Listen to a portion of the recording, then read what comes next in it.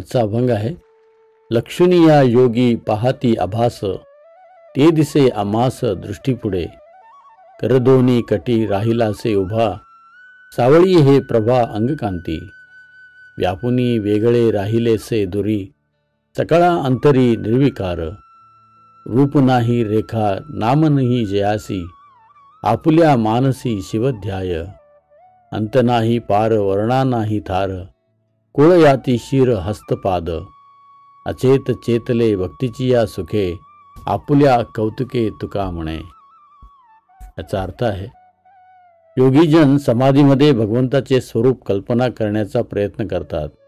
ते स्वरूप आम्हाला साक्षात डोळ्यापुढे दिसते. दोन्ही हात कमरेवर ठेवून उभा असलेला, ज्याची कांती सावळी आणि दैदिप्यमान आहे, असे हे स्वरूप आहे, जे सर्व सृष्टीमध्ये व्यापूनही प्रत्येकाच्या अंतःकरणामध्ये निर्विकार रूपाने स्थित आहे. ज्याला कसली रूपरेखा नाही, नाम नाही, अशा भगवंताचे शिवसुद्धा ध्यान करतात. त्याच्या स्वरूपाला अंत नाही, वर्ण नाही, आधार नाही, हात पाय इत्यादी अवयव नाहीत. तुकाराम महाराज म्हणतात, असे योगीजनांना अव्यक्त असलेले पांडुरंगांचे स्वरूप भक्तांना मात्र त्यांच्या स्वतःच्या आवडीने प्रकट झाले आहे.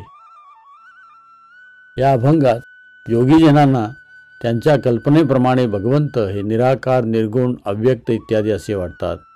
पण तेच स्वरूप पूर्णपणे भगवंताचे भक्त प्रत्यक्ष डोळ्यासमोर पाहू शकतात. याचा अर्थ असा आहे की भगवंताचे स्वरूप त्याचा आकार, गुण, नाम इत्यादी भौतिक नाही, तर आध्यात्मिक आहे. आपल्या भक्तांच्या इच्छेप्रमाणे भगवंत निरनिराळे रूपे धारण करतात. स्वतः भगवंत भगवद्गीतेमध्ये सांगतात, अव्यक्तम व्यक्तिमापन्नम मन्यन्ते माम अबुद्धयः परम भावम अजानंतो मम अव्ययम अनुत्तमम. अर्थात मला पूर्णपणे न जाणणाऱ्या अल्पबुद्धी लोकांना वाटते की मी पुरुषोत्तम भगवान पूर्वी निराकार होतो आणि आता व्यक्तित्व धारण केले आहे. त्यांच्या अज्ञानामुळे ते माझे अविनाशी आणि अनुपम असे दिव्य स्वरूप जाणू शकत नाहीत.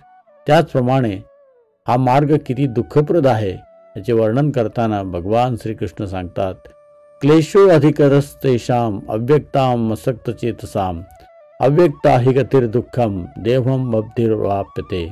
अर्थात ज्याचे मन परम सत्याच्या अव्यक्त निर्विशेष रूपामध्ये आसक्त झालेले आहे, त्यांना प्रगती करणे अतिशय क्लेशदायक आहे.